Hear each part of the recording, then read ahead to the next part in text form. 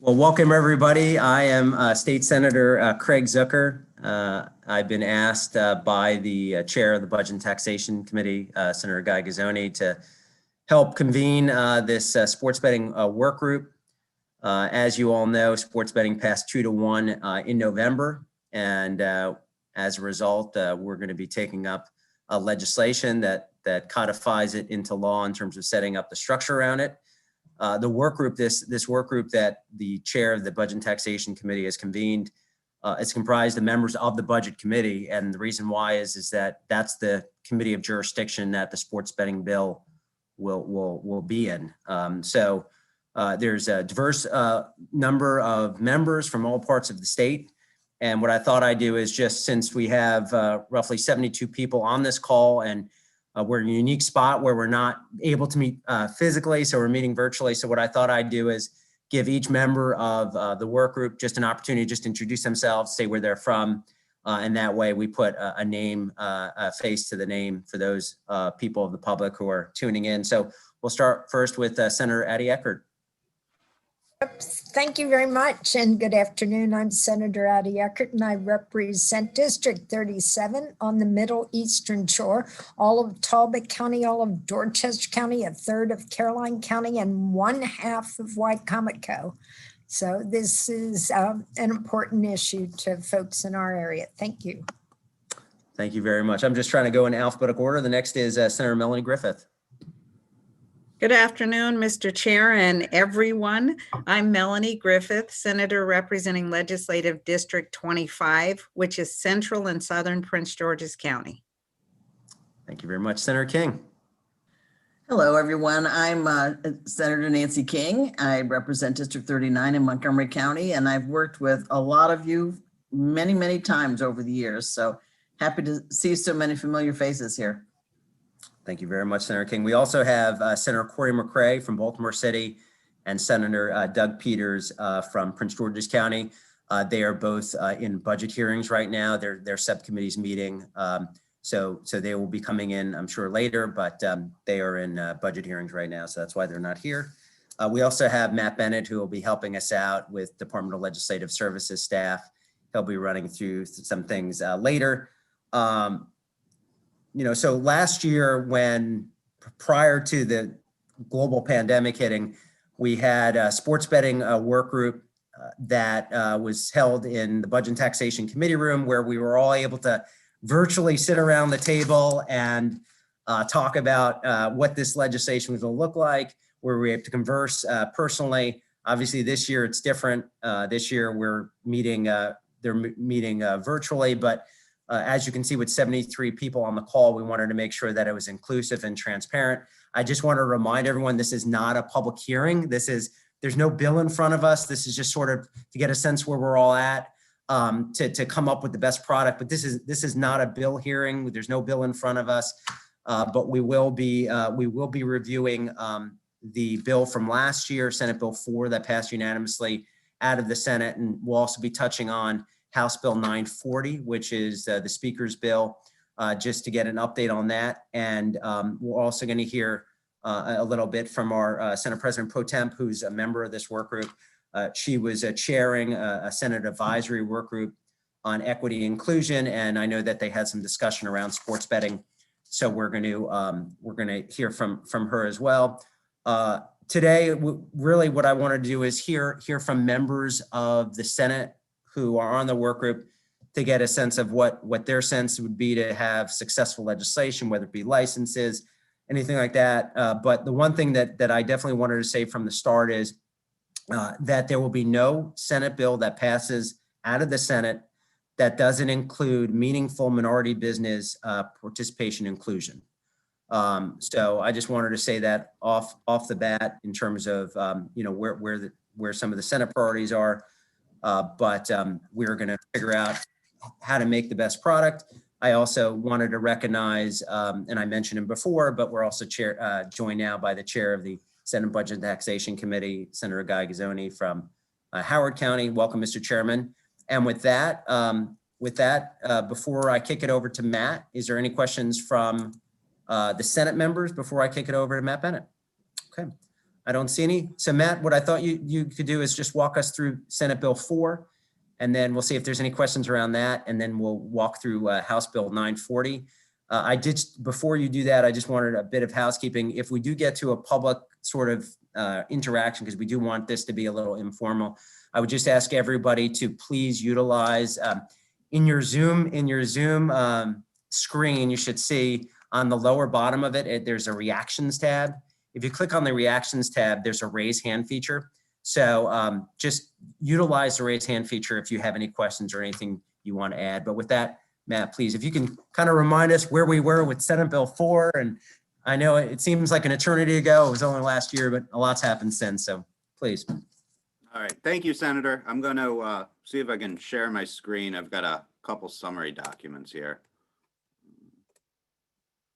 And I think that worked. We see it.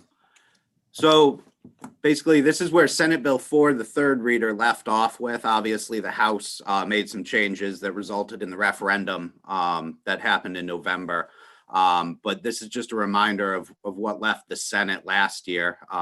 Last year, the State Lottery and Gaming Control Commission was the entity that was going to award the licenses, and the people who were eligible were the VLT operators, certain horse racing licensees, and the owner of a sports facility in Prince George's County. The fee structure is, as you can see below, there was a tiered structure for the initial licensing fee for VLT operators with over 1,000 machines, certain horse racing licensees, and the sports facility in Prince George's County. The initial licensing fee was $2.5 million, and the renewal fee was 25%, which should be $625,000. The VLT VLT operators with less than 1,000 machines, and the state fair, which holds a special thoroughbred license, would have been $1.5 million, and then a 25% renewal fee. The tax structure is down below, and oh, it's moving on me. Okay, tax structure was 20% of the proceeds would go to the state, except for betting that occurred at an off-track betting facility. There would be 25% of the proceeds. And the idea here was that off-track betting facilities could contract with licensees to have in-person sports betting at the off-track betting facilities. And then the revenue was going to be distributed. 1% of the revenue was going to go to the small minority and women-owned business account. And then the remainder was going to go to the education trust fund. And then there were just a few other miscellaneous pieces to the bill. Each licensee could contract with a mobile operator, and there was one skin allowed, I believe. And then, like I mentioned, licensees were allowed to contract with an off-track betting site facility to offer in-person off-track betting or in-person sports betting at the off-track betting site. And then there were a whole bunch of contingencies that were on the Prince George's County license for the sports facility that required certain, I think there was certain construction pieces that needed to happen in order for that entity to apply for the license and then to not have the license revoked. And so that's where SB4 ended last year, and that's the version that went over to the House. Obviously, things changed in the House at the end of last year. Thank you, Matt. So yeah, that's an important point at the end. So this was the Senate bill, and the final version that became law was just to put sports betting on the ballot. And part of the reason for this work group, and the Senate has been saying this for the entire interim, is we just wanted to make sure that the sports betting bill that is introduced by the Senate is transparent and inclusive, and this is part of that process. I believe that the Public Safety Committee just adjourned, so I think we're joined now by Senator Corey McCray. Welcome, Senator McCray. We recognized you earlier, and Senator Doug Peters. Are there any questions from any of the members on the previous version of Senate Bill 4. Okay, I don't see any, Matt. Why don't you walk us through House Bill 940, what the speaker introduced? House Bill 940 was introduced by the speaker, and this is a little bit different than the Senate bill from last year, but I'll take you through the summary document here. First off, the bill does regulate fantasy operators, so it's going to require the fantasy sports operators fantasy sports companies to register and pay an annual fee with the Lottery Commission. It's a $50,000 fee. And then there's a tax rate on the fantasy sports betting, if you will. That's going to be 15% of the proceeds. And it would have to be apportioned because the player pools involve out-of-state players, obviously. So it's 15% of the proceeds that end up being apportioned to Maryland. And then there's an exclusion for, I think the idea is for people who organize, on the Yahoo platforms and don't, and aren't trying to win money, more of just the informal games. So there's an exclusion for those types of operators. And under the House bill, there's a new commission that's going to be set up. It's the Sports Wagering Application Review Commission. And they will be authorized to issue 3 types of licenses. There's the Class A licenses, the Class B licenses, and then the mobile sports wagering licenses. The commission's also going to study the industry to determine if there are compelling reasons to implement remedial measures to assist minorities and women in the industry. So there's going to be an evaluation of the industry done by the commission, and have that in mind when they issue the licenses. With regard to the Class A licenses, it's my understanding there isn't much discretion with those. Those licenses are going to go to the VLT operators and the horse racing licensees. They're still going to have to apply through the commission and meet whatever requirements the commission has in place. But those licenses aren't going to be competitively awarded. The rest of the licenses are going to be competitively awarded. Those are the Class B licenses and the mobile sports wagering licenses. I believe there's 5 Class B licenses available, and there would be 10 mobile sports wagering licenses. Those 10 mobile aren't attached to a Class A or a Class B. The intention here is that anybody can apply for those 10, including Class A licensees and Class B licensees. The fee structure in this bill is going to be an application fee. As you can see here, it's $250,000 for the Class A, $50,000 for the Class B, $500,000 for the mobile. The annual fee is $50, $10, $100. And then there's a license renewal fee that happens every 5 years, and that's going to be 1% of the average annual gross sports wagering revenues for the preceding 5 years. And so that'll fluctuate based on, I think the idea here is to get at the size of the amount of business you're doing, so that your 5-year renewal term reflects how much business you're doing in the state. And then the tax structure here is Class A is 15% to the Blueprint Fund, Class B is 15% to the Blueprint Fund. And for mobile, each calendar year it's going to be calculated so that the first 15% of the first $5 million of the proceeds is going to be taxed at 15. The first $5 million of proceeds is going to be taxed at 15%. Everything above $5 million is going to have a higher tax rate at 17.5%. So that is the House bill condensed into one page. Are there any questions? Senator King, do you have a question?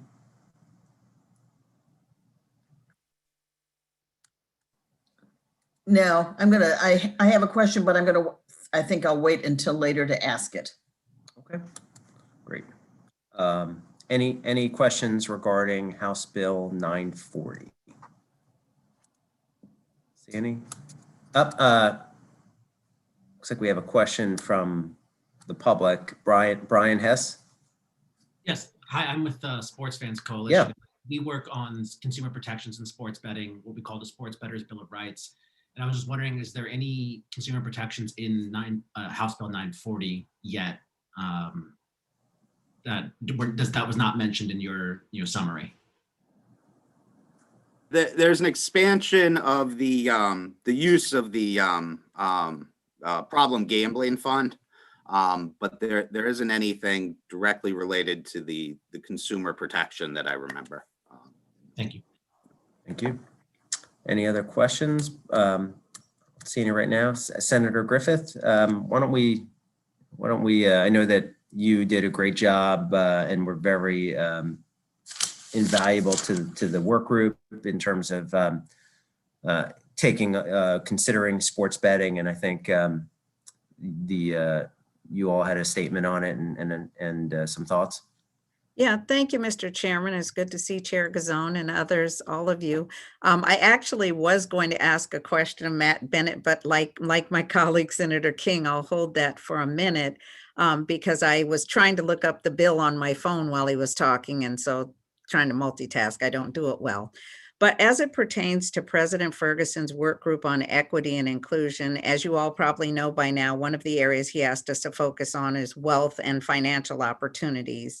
And so as it pertains to equity and inclusion, and I will say that the work group was made up of a diverse group of legislators from various regions in the state, and each of the standing committees in the Senate were represented on the work group.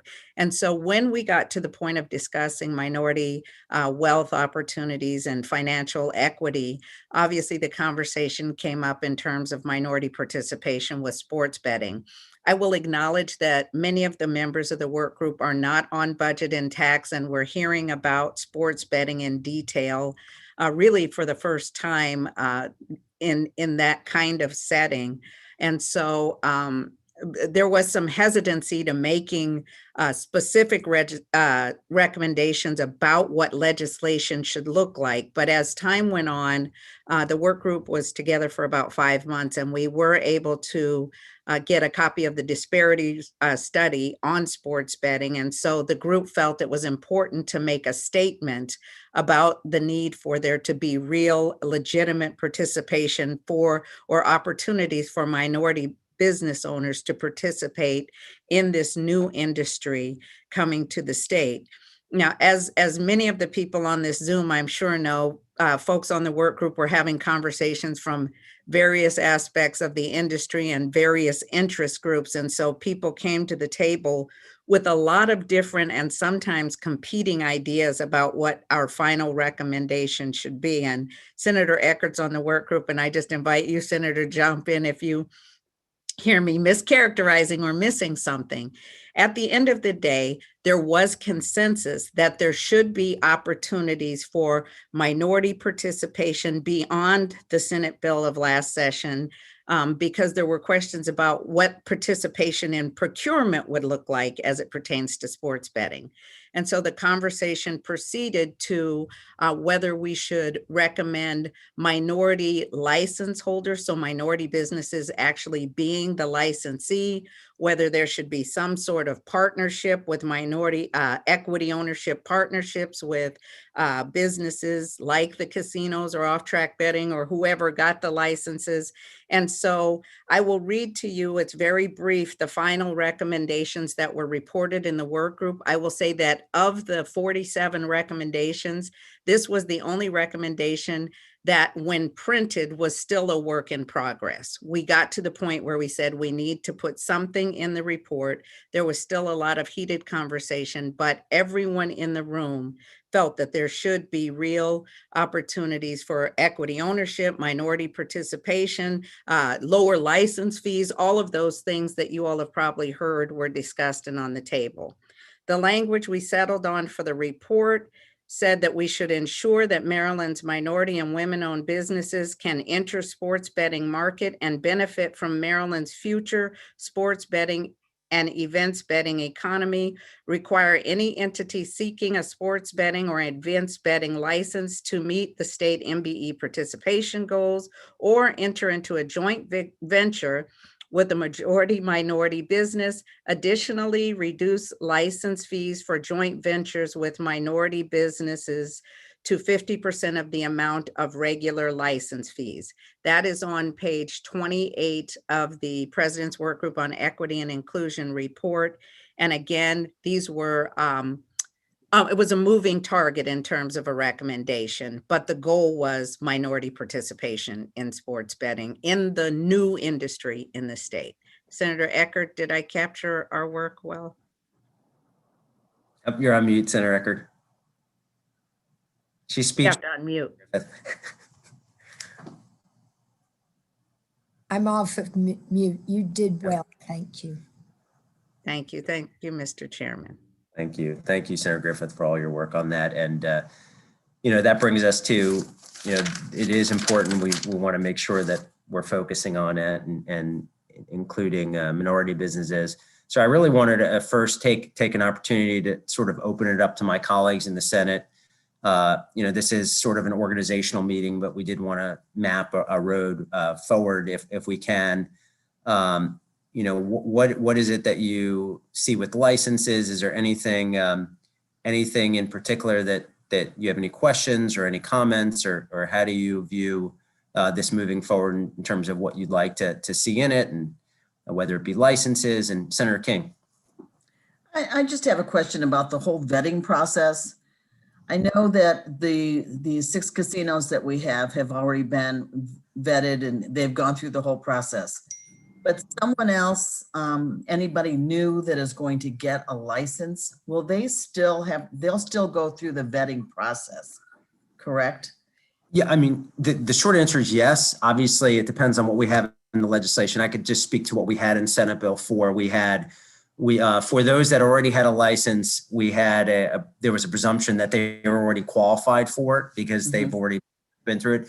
But in Senate Bill 4, and it sounds like you'd want to include this in whatever version the Senate does, is that we have that vetting process for any new licensee that hadn't held any kind of gaming license before. Right. I mean, it just seems fair at this point. And I think for the good of the industry to have that vetting process for everybody. Matt, did I miss anything there? Nope, you were correct. Okay. The intention here is that that the State Lottery Commission would do, anybody who's not a VLT operator would have to go through that process that the VLT operators had gone through to get their license initially. And because they did have a rigorous process to make sure that, with background checks and whatnot, to make sure that that the licenses were going to people who should be getting the licenses. Right. Well, and I would want that to happen. Yes. Chairman Gazzoni, did you have anything? Sorry. Thank you, Mr. Chairman. Matt, and I don't know that we need to do it right now, but and maybe you can start with just sort of briefly maybe, but can you go over the disparity study and any interpretation related to that? I've heard some issues that were raised in the House about the use of it and through the Attorney General. Is there something you can help inform us on that? So I believe that's going to be next meeting.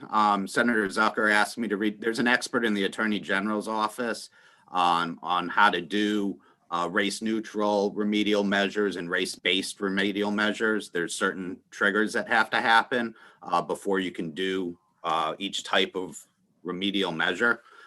So we're going to try and get the expert from the Attorney General's office to come in next week and explain what has to happen before each remedial measure can be utilized. Should have known you guys were ahead of me.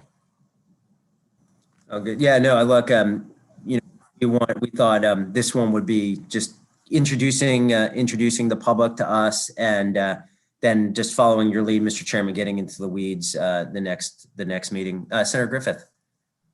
Thank you. Unrelated and kind of back to where I was after Matt did the presentations on the bill so far.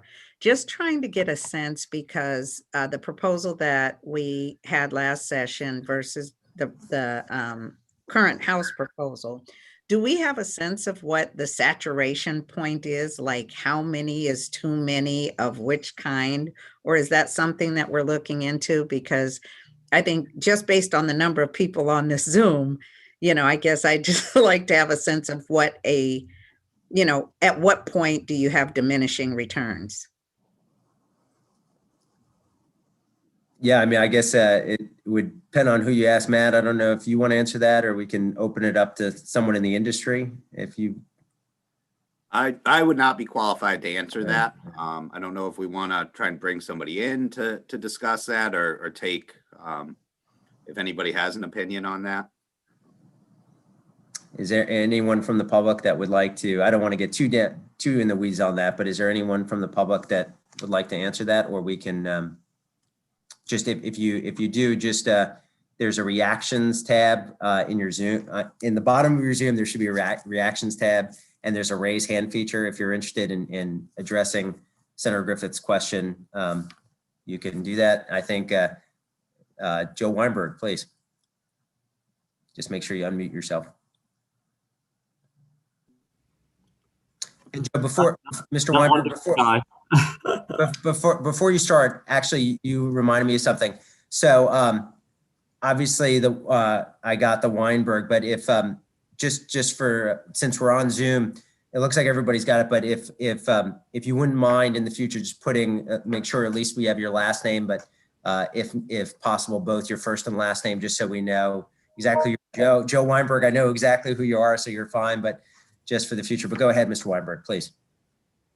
Good afternoon. And the answer to that question is, I mean, I think it's important to frame it because when you look at the kind of total policy, goal that, we and the state would have collectively, which is how do we use this new business not only to create opportunities, but also to maximize the revenues to the state.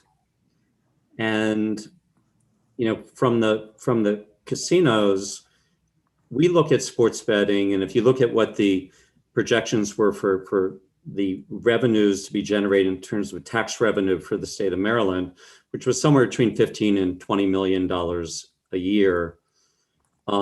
With the appropriate public policy on sports betting, with an emphasis on those licenses being geared through the casinos. The casinos use the mobile as well as the retail sports betting outlets in order to generate new visitation to the casino properties. And there's tremendous spin-off play between that new sports betting visitation to the casinos and casino games. And, as everyone knows, Maryland is one of the top 2 taxed states in the country. And so for every person that gets driven through the casinos, there's going to be tremendous new revenue created in terms of casino tax revenue. And we project that's going to be somewhere between $80 to $100 million in new just casino tax revenue. So it's exponentially more than than just the sports betting revenue. So there's no exact number. Maryland is the 19th largest state in the country. Today we have the 4th highest just bottom line gaming tax revenue in the country. So I think it's a matter of finding that that right balance between maximizing the revenue through the casinos, as well as providing for the additional diversity and inclusion in the business that I think everybody is conscious and supports. Senator King. Thank you. Do we have any idea how some of the other surrounding states are doing with sports betting, like New Jersey? Are they? Do we know how are they successful with it, or do we know about that? Yeah, I mean, I can walk through, or Matt, if you want to, we can probably. I can send you some chart. Yeah. DLS has a chart that we've been updating monthly as the revenues have been coming out. So you can see what each state has done I would like to see that. along the way. I'll send that along this evening. Okay. So Thank- I I'd think, like this. Me too. yeah, so to that point, I think what we'll do is, and I'm not adjourning right now, but when this meeting, when this work group adjourns, what we'll do is we'll make sure that we send out, in preparation for the next meeting, we'll send out the disparity study that the chair mentioned that was published and released in October. We'll also do a most up-to-date state-to-state breakdown. I know that when we convened last year, I think it was 22 states plus the District of Columbia had sports betting, and now probably half the country does, or I know that half the country does. So it would be good to get, even though you all might be aware of what the other states are doing, it might be great to just get an up-to-date understanding of where they're at right now. Anybody else? Senator Griffith. Thank you, Mr. Chairman. And I know we discussed it a little last session, but since Chair Gazone pointed out the disparity study and kind of getting a better understanding of that, it would be really helpful to know if any states have, for example, are there any states that have 100% minority owned sports betting something? Or, I'd like to know what other states are doing in that regard also. Sure, we can, we'll make sure we include that as well. Anything else anybody else sees for what we want to make sure that we get out to the committee and the public on this? Is there any other points of interest that we should be focusing on in terms of when it comes to drafting the legislation? We talked a little bit about the licenses, and then we'll get more in the weeds on that later. Is there anything else that is on the top of people's minds that you'd like to discuss? Senator Griffith. Thank you. I keep looking for the blue raised hand thing. I apologize. But I am curious, and Mr. Weinberg mentioned kind of the residual income that, or the potential income that comes out of having these licenses. I don't know how hard it would be to ascertain what is happening in other states in terms of that. Like, is somebody measuring that? Is it something that you can quantify? Because I've heard what to me is some relatively low numbers in terms of the state, $15-20 million. So it would be helpful to know if, for example, a jurisdiction that had, an active license saw an increase in, visits to a facility, or, restaurant sales or beer sales or anything, what else is happening in those places. I'm just throwing everything out there. So yeah, no, I think we could get, the next time around, first we'll send a top to bottom review of what other states are doing. And then maybe in the next meeting, we could also have someone, there's a coalition that deals with other states in gaming. Maybe we could have them come in and brief us on what other states, they can really get in the weeds on what other states are doing on it. Senator King. Thank you. Just a question that I guess we need to think about as we're moving ahead with all this. Once we pass a bill and the governor signs it, and we've got people who are already vetted and ready to go, will they be able to just start whenever they want to? Or will we be, will we be waiting for other people to catch up before we get started? That's just a question. One is, I love your optimism about passing the bill and the governor signing into law. I'm right with you. We're going to get it done. But, I'm sure he will. Yeah, no, I agree. But so I think, what's going to happen is the state department or the state Gaming and Lottery Commission will start doing regs, and we'll be able to get set up hopefully relatively quickly. But Matt, is there anything that I missed there? So talking to the House, at least under HB 940, I believe this was discussed. The Class A licenses and the physical location for sports betting, The thought was that they could get up and running relatively quickly because you know who those licensees are. The process for doing a competitive bidding process for the Class B licenses and the mobile licenses, those are going to take more time because those are going to be competitively put out there. Okay. So the physical Class A licenses should be up and running relatively quickly is what I was told. Okay, thank you. Thank you. Senator Eckert.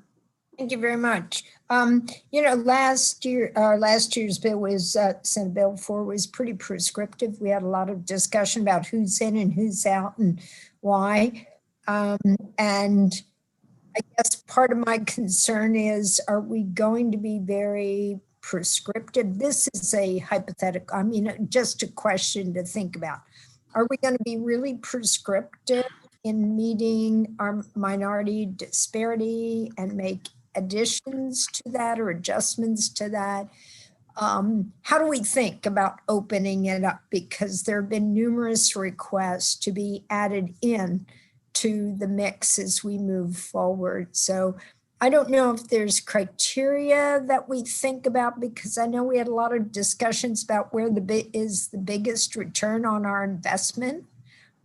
That's certainly important. What generates the most revenue with the least effort.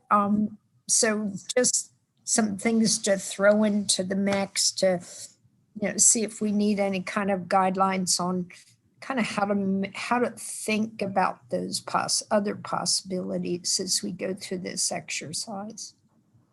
Yeah, and that's part of the reason why we're going through this exercise. Certainly when it comes to the minority business piece, we're going to have plug in the Attorney General's office, the next work group meeting. That way we can make sure that it's meaningful, but that we're following the law on it, and including folks, but making sure that we're doing it in a legal way. Senator McCray. Thank you, Mr. Chair. Senator Zucker, I guess I heard the comment in reference to getting the information around the minority business piece and like what other states are doing. But I guess when we think about that, if I wasn't sure how we came up with the number of Class A, Class B, and the mobile licenses. So getting an idea how many of those other states are offering up and what's been prudent would be very helpful.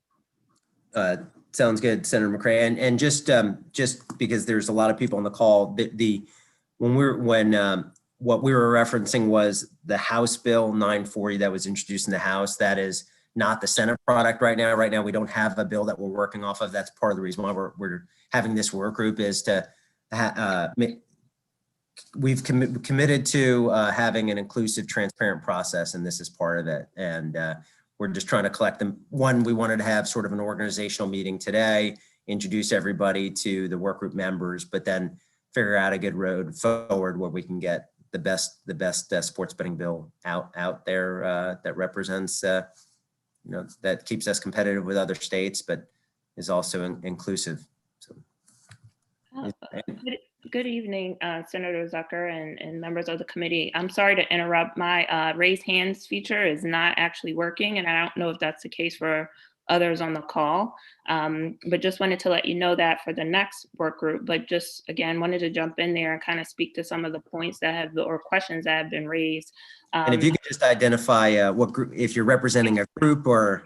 Absolutely. So my name is Tia Ortiz. I'm with Greenwill, and we represent the Riverboat on the Potomac, which is an off-track betting facility. As you know, we were written into the bill last year as a satellite location. And then unfortunately, because of COVID and things kind of getting rushed ahead, the bill was gutted, and us, like others who were included in that bill, got stripped out of that. Nonetheless, we've been doing our research and really trying to drill down on what the House is trying to accomplish in the bill. So as you can imagine, we have some information about MBEs, and as well as have been meeting with operators, online gaming operators specifically, to really figure out what makes sense in the Maryland market, but also what they've been doing in other markets. With that said, I can speak a little bit to that in the sense that and again, coming from operators that are not necessarily positioned in Maryland, they have more of sort of a broader sort of idea of what's happening. And their suggestions, or most of their suggestions, are around expansion of licenses, because what they've seen to work in other markets, such as New Jersey, is offering multiple skins, so that there's competition that is created in the market, as opposed to limiting the licenses. But speaking to the limitation of licenses, when we're talking about MBEs and equity, we also know that there has to be some sort of mobile component attached to an MBE as it relates to inclusion. One, because when we talk about in-person sports betting, not only has COVID presented a set of challenges, right, around in-person betting, but the comment that we're receiving from most of the online operators, and really all of them, is that the in-person betting is essentially equivalent to a customer walking into a building and betting from their dinner table, or maybe betting from a lounge, essentially still making it an online component. And so most of the revenue is generated online. Again, because of the set of challenges that COVID has presented, in-person betting is not really creating wealth for minorities. So with that said, we know that there has to be some sort of mobile component attached to it if you're really going to create or accomplish that sort of MBE equity that the House is setting out to accomplish. The Riverboat, again, is a minority-owned facility, and it is actually the only potential minority-owned off-track betting facility in the state. And so because they're already sort of set up structurally for that, we are pushing for that inclusion. So I know that was sort of a long way to answer a question, but again, we've been doing a lot of research on that and would be willing to, bring in some operators for, during hearings and some of these work groups as well. Thank you very much. And Mr. Ortiz, thank you for flagging that you may have had trouble with the raise hand feature. If anyone in this meeting, for this work group and future work groups, if you're having a problem with the raise hand feature not working, there's a chat feature. If you can just let staff know, and we'll see if it's something we can work out on our end. Mr. Conroy, if you want to, obviously I know who you are, but if you want to say who you are and what your affiliation is, and welcome. Thank you, Senator Zucker. Sure. Randy Conroy, I'm the general manager at the Horseshoe Baltimore. So I do want to echo Mr. Weinberg's comments. I think if you're looking at maximizing revenues, coming through the casino, that's what I'm fired up about, is to get new customers to come into the casino through sports betting. But when they come in, I'm sure they're going to play slots and blackjack. And the revenues that I think we're going to see at the casinos from gaming will outstrip all the revenues we make at the sports betting business. So I think the more we can get people in the building would be helpful. And as for the WMBE, I mean, diversity is one of our core values at the Horseshoe Baltimore. So we have taken an approach that we announced a couple of weeks ago to actually bring in equity participation from WMBE into the sports business. So we're looking at a minimum of 25% equity participation to be a partner with us in this endeavor. So I think there's some win-wins out there for solving the revenue piece and solving and just inclusion and participation. So really want to work with the group and figure this out together. But excited to hopefully take some bets for Ravens football this fall and get the tax revenues rolling. So thank you. Thank you very much. And as I've said all through the summer, that if sports betting is up and running and I'm actually doing sports betting and I bet on my favorite team, I might lose money, but at least I bet with my heart. But anyway, is there any other questions or any other comments? Senator Zucker, this is Charles Hopkins from Holdings. Hold on. We've got to, there's 79 people on the call. So let me, Brian Hess, and then if you can, I actually don't even know who's speaking right now, but is it Mr. Hopkins? Okay, I'll get right back to you, okay? Thank you. Mr. Hess. I just want to make sure that we discuss consumer protections at a future meeting. The Sports Bettors Bill of Rights was signed into law in Virginia last spring, and it's been signed, it's in the law in DC as well. So we'd like to make sure that Maryland's on par with the rest of the DMV. Well, thank you, Mr. Hess. I know that you and I have been in touch during the interim, and we'll make sure that we keep the consumer protection at the forefront. Mr. Hopkins. Thank you, Senator Zucker. By the way, the raise hand feature doesn't work on this side either. I would echo in part some of the things that Ms. Ortiz mentioned.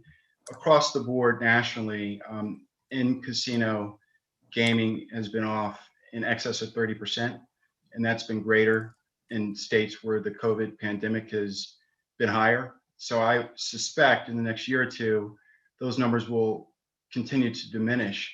The bright light with casino revenue has been the online sports betting and iGaming activity, which really speaks to the importance of mobile and probably the growing importance of mobile. So for minority businesses, MBEs, it would be essential for us to be involved in that line of work. You know, I applaud some of the folks on this call who have come out forcefully in support of that as part of their go forward business model. And I think it's essential for that to be a part of any key legislation regarding MBE involvement. Thank you very much. Is there anything, anyone else, any members of the work group want to add before we wrap up? I know PJ Hogan. Thank you, Mr. Chairman. PJ Hogan representing Rocky Gap Casino. I want to underscore, your bill last year did not bifurcate brick and mortar license and online mobile license, correct? Correct. It's important that they just be a license. You know, with all due respect to my other 5 colleagues, the other 5 casinos, Rocky Gap's the only one that is sandwiched literally between, and only by a couple miles, Pennsylvania, their casinos, their sports betting, West Virginia, their casinos, their sports betting. So I'm just plead with you that it really should be a license that is brick and mortar and mobile. Mr. Watson. Good. Are we at evening yet? Afternoon, everyone. I'm Kerry Watson, Regional Vice President for Government Affairs for MGM Resorts International. You know, I just want to take a moment to, first of all, thank you for taking such a thoughtful approach in how we're going to go forward working on this bill in the Senate. But I also want to make sure that it's not forgotten that, you know, we've been working on this since 2018, of course. It's been a long conversation. We've come a long way, and I'm looking forward to the end of this road so I don't have to talk to you guys about this anymore. But it's important for you to remember, I believe. You know, I've been told by several of you over the years that, you know, education would not have been funded all these years without casino gaming. And Kerwin would never survive but for casino gaming. You know, I had my group do a little bit of a look back to see what kind of tax revenue we brought to the state over the last 4 years. And come to find out, we have provided the state more than $1 billion in tax revenues to the state in just 4 years of operation. Now, I'm not just talking about revenue from betting. I'm talking about, you know, property tax, entertainment tax, recordation taxes. I mean, it's a remarkable number. And that's on top of the $1.7 billion investment MGM has made just to build the building. You know, just for Super Bowl, on the Wednesday before the Super Bowl, I left my office in National Harbor, drove over the bridge, the Woodrow Wilson Bridge, and made some bets on the Super Bowl. Maryland is behind. And we are operating MGM, BetMGM is operating in Virginia. We will be operating shortly in the District of Columbia. Of course, we're operating in all of the surrounding jurisdictions, but Maryland's going to be last. And 67% of the electorate voted to have this amenity added to its portfolio. Now, when it comes to the minority business portion, I had my team take a look at what we've done, what we've accomplished. And 38% of our operational spend in 2020 was with MBEs, MDOT certified MBEs. Over the time that we've been operating since 2016, December of 2016, we have spent more than $111 million with MBEs in support of MBEs, 125 businesses. So our goal of supporting MBEs in the state and the number of MBEs to help these businesses grow has been proven. And we're going to continue to do that no matter what the committee chooses going forward.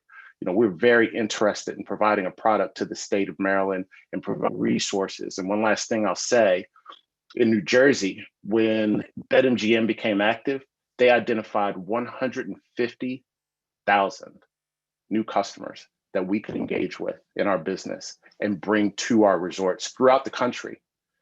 We don't have sports betting in Maryland. We aren't engaging those customers right now in Maryland. And there's a great opportunity, to the point that Joe was making earlier, about incremental gaming revenue that we could bring to the state. Now, that's where the big money is and the big benefit to the state. And we look forward to getting operational as quick as possible so we can bring some of that revenue to you and bring the amenity that the customers have asked for. Thank you. Thank you very much, Mr. Watson. So look, we're going to, this is the beginning. We're going to have more conversations. You all will be included. Stay tuned. Keep an eye out for your email. Keep an eye out on your email for the next meeting message. Before I conclude, is there any other thoughts from any of my Senate colleagues before we, Mr. Chairman Gazzoni, is there anything that you wanted to add? Okay. Everybody, thank you very much, and really appreciate everybody's time. Take care, everybody.